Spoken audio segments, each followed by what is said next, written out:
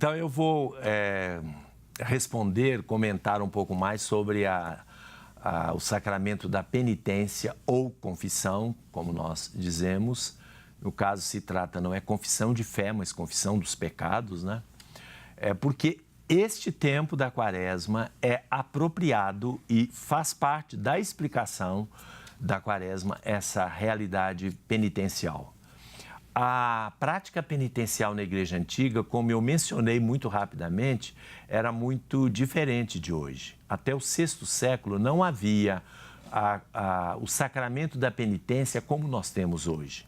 O sacramento da penitência era muito semelhante ao do batismo. Primeiro que ele era sempre comunitário, sempre coletivo, nunca individual.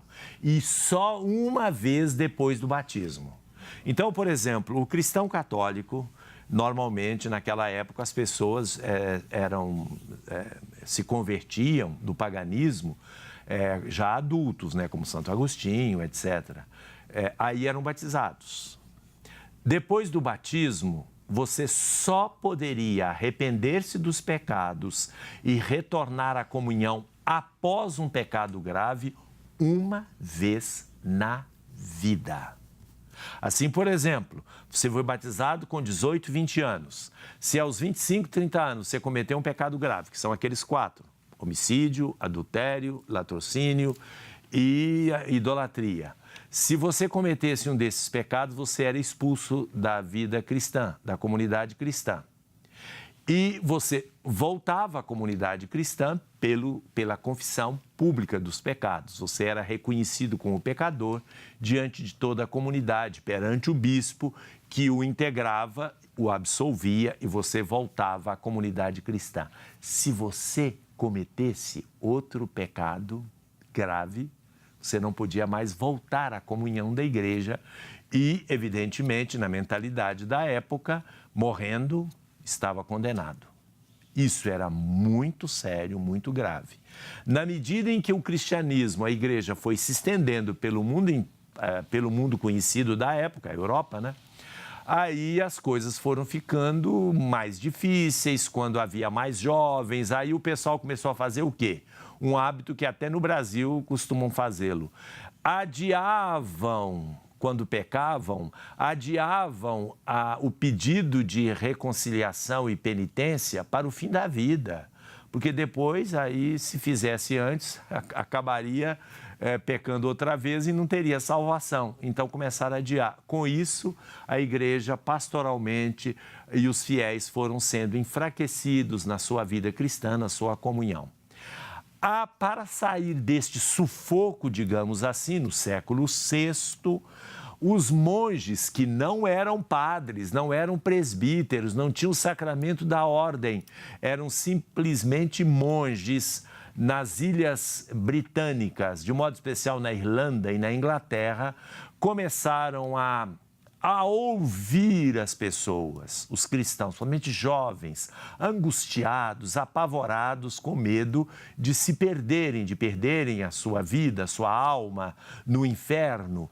E eles começaram a escutar essas pessoas angustiadas e começaram, por conta própria, a perdoar os pecados.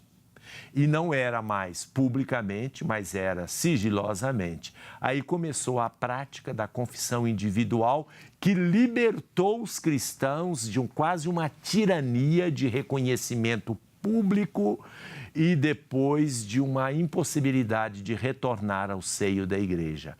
Esta confissão foi se espalhando, Roma reagiu, mas depois a institucionalizou naquilo que nós chamamos de confissão privada dos pecados, particular e sigilosa, que perdura até os dias de hoje. Mas, lembrando no Concílio Vaticano II, e o Papa Paulo VI também lembrando, que todo pecado tem uma dimensão eclesial, e que todo sacramento, incluindo da penitência e da confissão, também tem uma dimensão eclesial e pública, voltou-se com a celebração comunitária em que a igreja toda não somente um fiel, individualmente, se reconhece pecadora.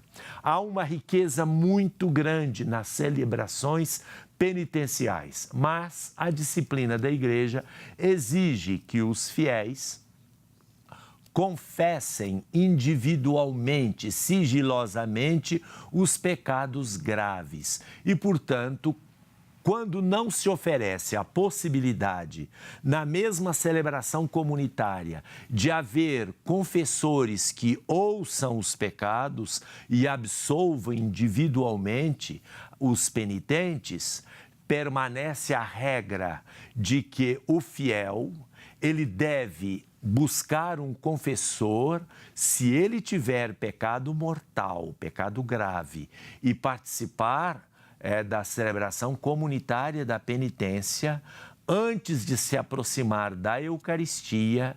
Ele foi perdoado do pecado na celebração comunitária se o padre deu a absolvição coletiva? Existem restrições, o padre não poderia dar, a não ser como confissão de devoção. Mas se o padre deu, imaginando que os fiéis que estavam ali todos eram uma confissão de devoção, porque a confissão de devoção é aquela que você se aproxima do sacramento da confissão sem ter pecado mortal. Então, a celebração comunitária resolve isso. Mas supondo que haja alguém ali que tenha um pecado grave, ele é absolvido daquele pecado, mas permanece a obrigação de confessá-lo individualmente. Por quê? Porque é uma disciplina da Igreja. Se ele não confessar, na próxima confissão, ele, além de confessar os pecados presentes, deve voltar a confessar o pecado anterior e dizer que não se aproximou do confessor individualmente. Ficou complicado? Se alguém não entendeu direito, depois eu posso esclarecer mais. Agora, o que importa, agora a pergunta dela, as duas formas de celebração são realmente muito enriquecedoras. Na confissão individual, você tem o ambiente seguro para se colocar diante de Deus através do seu confessor. Mas na celebração comunitária tem a riqueza de uma palavra de Deus, dos salmos, da oração, dos cantos, da presença de todos os irmãos e irmãs na fé que compartilham a dor do pecado e experimentam a alegria da misericórdia de Deus em comum. É maravilhoso também. Então nós não podemos perder as duas formas que na história da Igreja foram estabelecidas. Vamos ver agora um VT. Esse VT é um vídeo que fala sobre a superação da violência no ambiente escolar. E esses projetos estão acontecendo em escolas do Ceará e do Distrito Federal. Vamos ouvir, vamos ver. Por que a gente tem que discutir o tema violência nas escolas? Porque a violência se apresenta o tempo todo, inclusive no espaço escolar. Eu acredito que a gente só consegue resolver um problema se a gente tem a coragem de falar sobre ele. A escola tem um ranço, né, de não modernidade.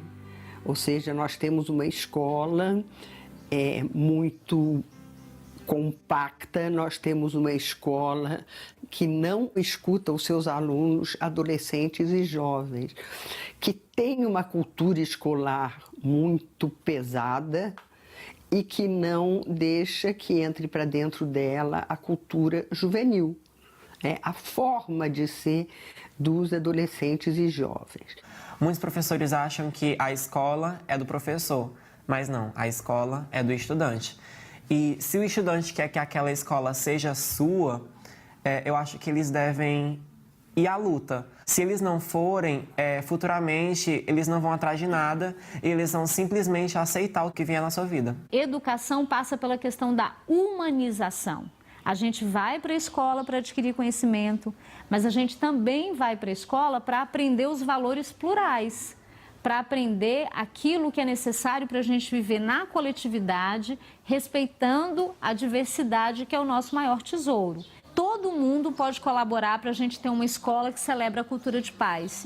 Esse projeto, que a gente costuma chamar de redução da violência através do protagonismo juvenil nas escolas, ele vem contribuindo há 4 anos com oficinas atividades e mobilizações dentro da escola no intuito de reduzir a violência escolar. Atualmente, além do ambiente escolar, ele chega à comunidade, propriamente dito, através dos núcleos comunitários de mediação. Trabalha a questão do entendimento do que é conflito.